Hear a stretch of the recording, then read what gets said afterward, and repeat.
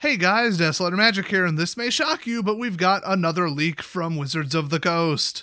Now get this, we already know next up is Kaldheim in early 2021, then we got Time Spiral Revisited or Remastered, whatever the hell that is, nobody asked for that.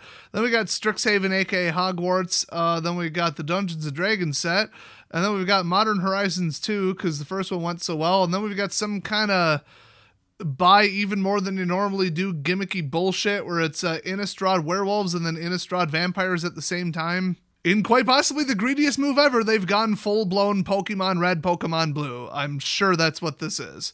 Why don't we make them buy 2 products instead of 1? That's a brilliant idea! Split it in half. Then you have double the design space to break the game twice as much. What a great idea. Twice the playtesting with half the staff? That's awesome. Have one that's more valuable than the other because it's more powerful than the other over time and people only want to buy the one with more value and more power to play with and to sell, and then local stores get stuck with the other one? That's a great idea. Let's do that. But we've got a leak from even past what is basically like November or December 2021, so early 2022. We are returning to Kamigawa, except this time it's going to be called Kamigawa Neon Genesis. Just kidding, I wish. It's Kamigawa Neon Dynasty. It would appear that an anonymous source probably had some kind of watch on like new registrations, if that's even a thing, for domain names. And everybody knows before you publicly announce, hey, our new game, our new product, our new series, our new whatever is named blah, you real quick go out and register the domain name because otherwise somebody will do it within 5 seconds. So, before you come out or before it may potentially leak that you've officially settled on the name like Urza's Revenge or something, that sounds like a thing they would do. You go register urzasrevenge.com so that when people Google it, you can probably, reroute them. It'll probably just be a glorified rerouter domain. But if you even speak that phrase to one other human being outside of Wizards of the Coast, and then they're like, I'm going to go sit on that domain, there's nothing you can do. You have lost that domain forever. They're going to hold it basically ransom to you. So somebody noticed that KamigawaND.com, KamigawaNeonDynasty.com, KamigawaND.net, and KamigawaNeonDynasty.net were all registered on October 12th. By the way, you can also watch trademark filings, because if somebody gets in underneath you on a trademark, you literally can't release the product without renaming it. So that's another fun one to watch. Now, what got people looking towards Kamigawa in the first place? Well, they did a fairly small survey. I think this wasn't like the normal one they send out. I think it's more like, literally a survey, gizmo.com survey is what it actually was, where they ask, interested people who maybe have played the game in the past or just people who are in a certain age or whatever group. They say, what do you think of the name? What do you think of this art? What do you think of this description? What do you think of this basic storyline? And they're like, yeah, it's cool, or yeah, they're not. And you absolutely sign an NDA at the beginning, but if they survey 1,000 people and you hit the screenshot button, there's no way to track that. They have no idea who did it. And plus, Survey Gizmo doesn't hand over the personal information of people who took the survey. So if one person who takes the survey is an actual MTG player, they're going to be like, this is interesting, valuable information, screenshot. And then it gets leaked. Now, this is the first I'm seeing it, actually. Although, apparently this was leaked and just nobody cared and nobody believed it or something on August freaking 6th. As in, over 2 months ago? Holy crap. So, get this. The whole which one sounds the best to you, the options were Destiny of Kamigawa, Neo Kamigawa, Kamigawa Code of the Samurai, Kamigawa Ascendant, Kamigawa Neon Edge, or none of the above. And then they named it Neon Dynasty anyway, so that's hilarious, actually. So I guess they didn't get enough backlash the first time we went to Space Japan by shitting on Japanese culture, history, and mythology with ridiculous stereotypes that they didn't take 2 seconds to look up if they're accurate or not, offending a ton of people in the country. Now they want to shit on modern stereotypes of modern Japan and Japanese fictional futurism. And I say that because it's basically cyberpunk. It's all electricity, swords, holograms, I'm actually not going to show the art here because, right before you take the survey, you sign an NDA. I didn't sign shit, but a leaked NDA violation is just asking Wizards to DMCA my video, and I'm not going to do that. But if you Google for 3 seconds, you'll find this. There's Planeswalker character models. I can't identify any of them because I don't know shit about Kamigawa. I don't know. They look like they could be previous characters. Maybe they're new. Who cares? But they're all in weird futuristic cyber suits and stuff with like electricity, plasma, and just, a bunch of futurist crap. Because modern Japan is all about neon lights and stuff, right? I mean, first of all, it's just like Vegas. It's all LEDs now. Are you kidding me? And secondly, that's ridiculous and not all of Japan. So they're already on the right track here. But anyway, one thing that Wizards can't DMCA is my reaction and review to a non-word for word sort of summary I made up myself about the story that they proposed at least a long time ago when they were still investigating what they should do for the story. So in other words, to call the subject to change would be an understatement. So we're going to have one character that's good at like blending in and infiltrating. That's his specialty. He's a member of a criminal syndicate, which sounds an awful lot like, Cyberpunk 2077. And his criminal group kind of betrayed him. So now he's like, well, screw them. And I'm unemployed now. Well, let's set up my own multiverse, not just plain centric Kamigawa spy network. And he's more about like, let's do good things for no apparent reason. So he's the hero, anti-hero, bad guy turned good, let's spy for the good of the people person or whatever. So that's apparently maybe going to be one of the characters. I mean, they may have completely deleted him from the story, so don't take too much of this, seriously. Then we're going to have a guy with a fancy, stylish hairdo, a really flamboyant kind of outfit, very showy, split cape, a magical floaty sword that's made up of parts that float in midair. That's kind of neat. And he's a hyper-confident type. Obviously, he's a spy or infiltrator because ninjutsu. So he was a mercenary. He was hired to investigate a shady company. And then he's like, oh, these guys aren't so bad. So then he quit and worked for them. And, since he's really good at what he does, he quickly got promoted. Now he's one of the higher ups in that company. So that backfired spectacularly on the mercenary company. I think that's kind of cool. I mean, both of those are neat backstories. And also he has telekinesis because, why not? So there's a lot of options for how to build the Planeswalker card when it's like that. I just think the whole going high tech, I always thought it would be cool, but then every time I thought of that, I thought, well, would it though? Because, this is all like fantasy, almost 14th century based classical, medieval D&D kind of stuff in the whole Magic world. But I don't know, I saw some cards from way back in the day, lore that I'm not familiar with at all, where it's like, oh, it's kind of future, but it's like a magical future. But this is just like straight up technology. I'm sure it's all mana based, but I mean, come on, it's just, I wouldn't be surprised if we see giant robots fighting, to be honest. I mean, if you think about it, Kaladesh was all like kind of robots that run on, I'd say mana, but it was ether. Or as they spelled it, aether. And, they had cities, they had transportation, so it's not like that, oh, just ruin the whole everything everywhere. Oh, no, we gotta have swords and armor and wizards. So I think it'll fit, but it's like there are so many other card games where they're all, Japanese-style futurism. So I don't know how this will be received. Probably positively, but honestly, even I don't know what I feel about it. I feel like it's dangerous, it's a slippery slope, and it's a drastic stylistic change, but whatever. They kept saying that one of the ones they're allegedly working on for like 2022 is almost definitely going to be like a Western, and not like Western like America. I mean, well,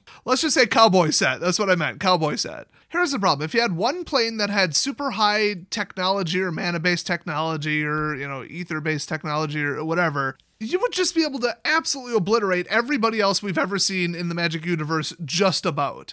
Because they're all very barbaric, magic-based, swords, power, old school, like Roman-style militaries. No flying around spaceships dropping bombs on them. I mean, it's like, it would be like a really, really bad game of Civilization where it's like, well, we've got tanks and nukes, so we're rolling in on like Centurions. And I mean, okay, post-mending, it's a problem, but pre-mending, they had portals that people built with, I guess, basically technology. I mean, high magic technology, but also artifacts, so it depends on your definition, where they could transport massive peoples through them. Now, post-mending, you can't take organic matter with you if you were to build that portal. So they still had, what's-his-face, Dreadlock guy, build a portal to steal the immortal sun, but that's because it was an inanimate object, non-biological matter. So they can't just build a Stargate and invade another plane and be like, now we're taking this over because you're a bunch of barbarians and we've got technology. So it's like, could it work? Yeah. Could it have worked back in the day? No. If they're all still stuck on their plane and they haven't found a way to planeswalk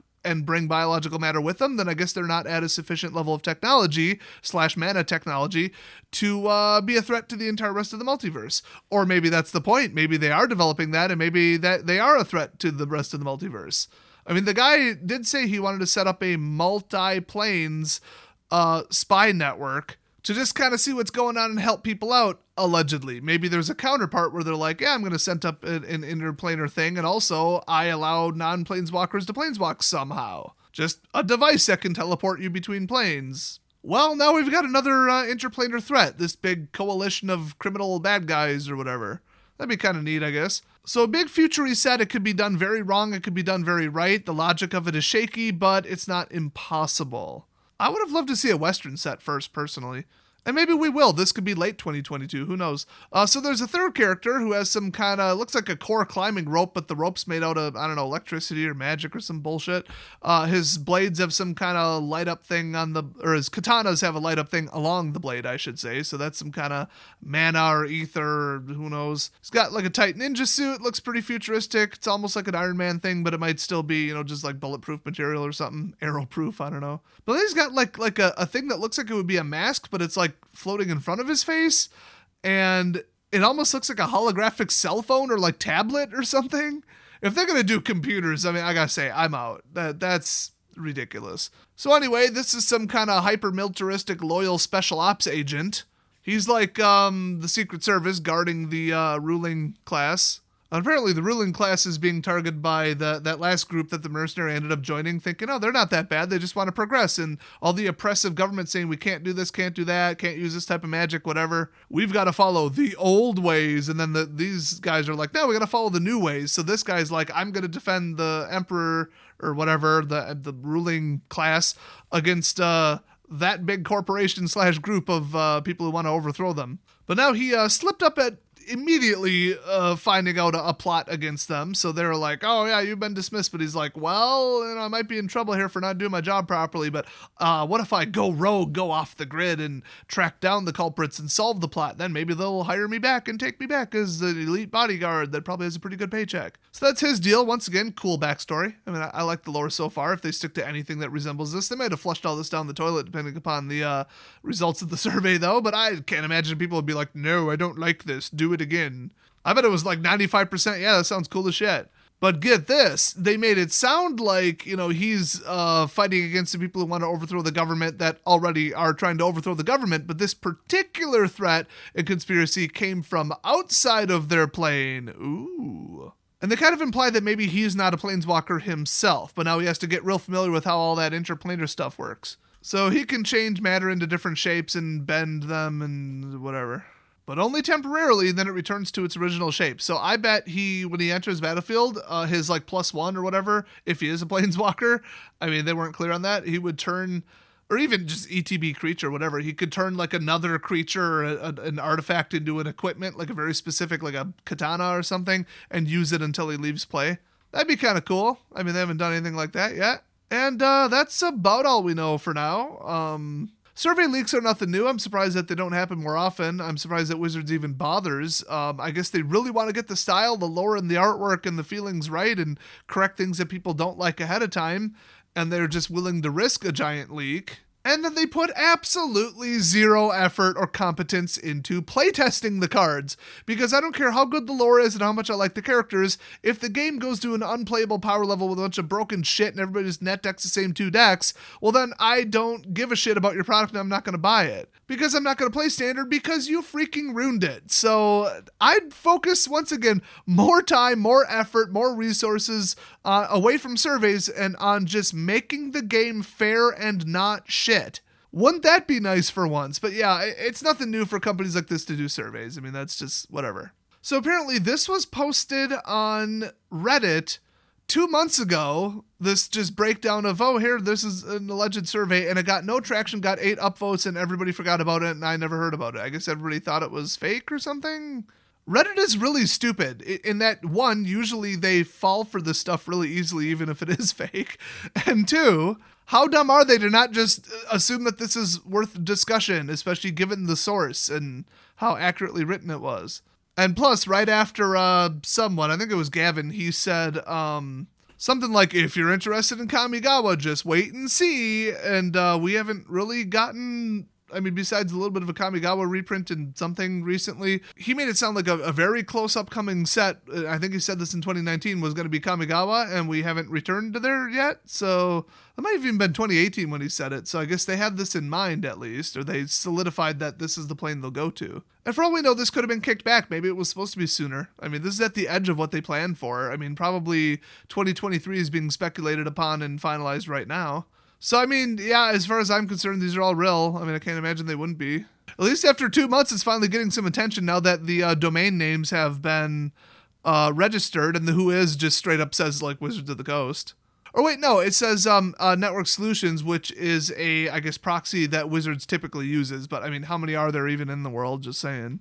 I mean, if somebody was going to fake it, wouldn't they only register one domain to save money? And wouldn't they not register for 2 years and only register it for one? And wouldn't they have pulled one of the items from that alleged list instead of making up their new name? So it seems legit to me. So we're so far away from this, I'm probably going to forget about it and never mention it for the next year because who cares? I'm more concerned about the next 3 sets and the state of standard right now. So, yeah, I mean, what do you guys think of all this? Are you excited? Are you not? Are you worried about a return to Kamigawa being crap? I think at this point they could return to any plane or come up with a new plane and still break standard and completely not play test it and print a bunch of overpowered horse shit that, you know, ruins multiple formats. I'm very convinced that they're capable of doing that at this point with the evidence we have thus far. So I could care less about the lore. It's very secondary. I do care about the story. It's interesting and I read it, but I care way more about the game being playable because at the end of the day, I want to build a deck and play the damn game. So you guys should be more concerned about that as well. But anyway, yeah, that's all the leaked information we have that I can show so far. Go look into it if you want to see some of the early art, which is probably subject to change heavily anyway. But you won't find it on this channel for safety and legal reasons there. So anyway, thanks for watching, and I'll see you guys next video.